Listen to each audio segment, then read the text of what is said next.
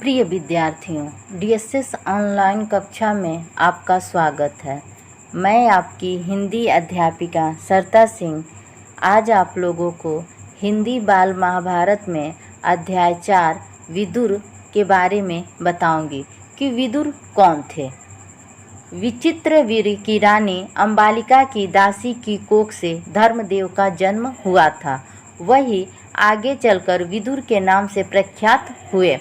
विचित्रवीर्य, जैसा कि आप लोगों को पता है, राजा शांतनु की 2 रानियां थी, गंगा और सत्यवती। गंगा के पुत्र थे देवव्रत और सत्यवती के 2 पुत्र थे, चित्रांगद और विचित्रवीर्य। विचित्रवीर्य की 2 रानियां थी, अंबिका और अंबालिका। तो उसी रानी अंबालिका की दासी की कोख से धर्मदेव का जन्म हुआ था। विदुर का जब जन्म हुआ तब उनका नाम धर्मदेव था और आगे चलकर ये क्या हो गए, विदुर के नाम से प्रसिद्ध हो गए। धर्मशास्त्र तथा राजनीति में उनका ज्ञान अथाह था। धर्मशास्त्र और राजनीति में विदुर का जो ज्ञान था वो क्या था, बहुत ही गहरा था, जिसकी कोई सीमा नहीं थी।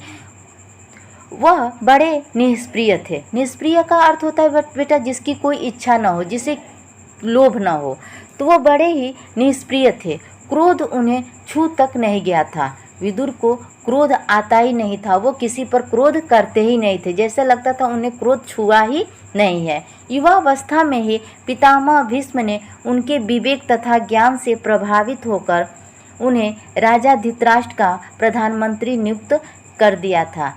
जब वो युवावस्था में आए तो पितामह उनके विवेक और ज्ञान से प्रभावित होकर उन्हें राजा धृतराष्ट्र का प्रधानमंत्री नियुक्त कर दिया था। जिस समय धृतराष्ट्र ने दुर्योधन को जुआ खेलने की अनुमति दी, विदुर ने धृतराष्ट्र से बहुत आग्रहपूर्वक निवेदन किया, राजन, मुझे आपका यह काम ठीक नहीं जचता। इस खेल के कारण आपके बेटों में आपस में वैर भाव अर्थात दुश्मनी बढ़ेगा, इसको रोक दीजिए। जिस समय धृतराष्ट्र ने दुर्योधन को, धृतराष्ट्र के पुत्र का नाम था दुर्योधन, तो वह अपने बेटे दुर्योधन को जुआ खेलने की अनुमति दी, तो विदुर को यह अच्छा न लगा। तो वह धृतराष्ट्र के पास गए और बहुत आग्रहपूर्वक निवेदन किया कि राजन, मुझे आपका यह काम ठीक नहीं जचता। इस खेल के कारण आपके बेटों में आपस में ही क्या होगा, दुश्मनी बढ़ेगा, इसलिए आप इस खेल को रोक दें। धृतराष्ट्र विदुर की बात से बहुत प्रभावित हुए और अपने बेटे दुर्योधन को अकेले में बुलाकर उसे इस कुचाल से रोकने का प्रयत्न किया। धृतराष्ट्र क्या हुए, विदुर की इन बातों से बहुत प्रभावित हुए और अपने बेटे दुर्योधन को अकेले में बुलाया और इस खेल से रोकने का बहुत प्रयत्न किया। बड़े प्रेम के साथ वह बोले, गंधारी के लाल, विदुर बड़ा बुद्धिमान है और हमेशा हमारा भला चाहता आया है। उसका कहा मानने में ही हमारी भलाई है। वत्स, जुआ खेलने का विचार छोड़ दो। उन्होंने दुर्योधन से कहा, हे गंधारी के लाल, गांधारी जो दुर्योधन की माँ और धृतराष्ट्र की पत्नी थी, तो उन्होंने कहा, धृतराष्ट्र ने दुर्योधन से कहा, हे गंधारी के लाल, विदुर बड़ा ही बुद्धिमान है और हमेशा हमारा भला ही चाहता आया है। उसका कहा मानने में ही क्या है, हमारी भलाई है। हे पुत्र, जुआ खेलने का विचार क्या करो, तुम छोड़ दो। विदुर कहता है कि उससे क्या होगा, विरोध बढ़ेगा। धृतराष्ट्र दुर्योधन से कहते हैं कि विदुर कहता है कि जब यह खेल होगा तो इससे क्या होगा, आपस में ही विरोध बढ़ेगा और यह राज्य के नाश का कारण हो जाएगा, तो तुम यह विचार छोड़ दो। धृतराष्ट्र ने अपने बेटे को सही रास्ते पर लाने का प्रयत्न किया, किंतु दुर्योधन न माना। धृतराष्ट्र ने बहुत ही कोशिश किया कि उनका बेटा इस खेल को खेलने से मना कर दे, लेकिन दुर्योधन नहीं माना।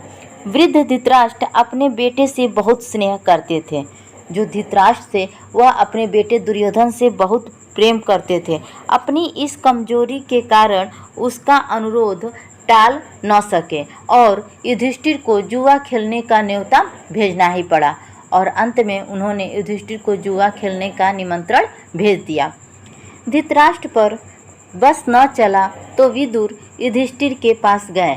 जब विदुर धृतराष्ट्र को समझाए और धृतराष्ट्र अपने बेटे दुर्योधन के प्रेम में आकर इस जुआ को नहीं रोक पाए, तब वह युधिष्ठिर के पास गए और उनको जुआ खेलने को न जाने से रोकने का प्रयत्न किया और उनको मना किया कि आप इस खेल को खेलने के लिए न जाएं। युधिष्ठिर ने विदुर की सब बातें ध्यानपूर्वक सुनी और बड़े आदर के साथ बोले, चाचा जी, मैं यह सब मानता हूँ, पर जब काका धृतराष्ट्र बुलाए तो मैं कैसे इनकार करूँ।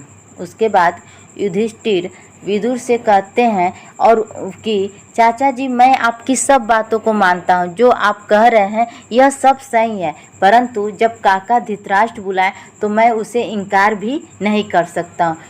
युद्ध हो या खेल, उसमें न जाना क्षत्रिय धर्म नहीं है। अगर मैं नहीं जाऊंगा तो यह कोई क्षत्रिय धर्म नहीं है। यह कहकर युधिष्ठिर क्षत्रिय कुल की मर्यादा रखने के लिए जुआ खेलने गए और यह कहकर युधिष्ठिर क्या किए, अपने क्षत्रिय धर्म का पालन करते हुए जुआ खेलने के लिए गए। तो ये था बाल महाभारत में अध्याय 4 विदुर के बारे में। उम्मीद है कि आप लोगों को सब समझ में आया होगा। धन्यवाद।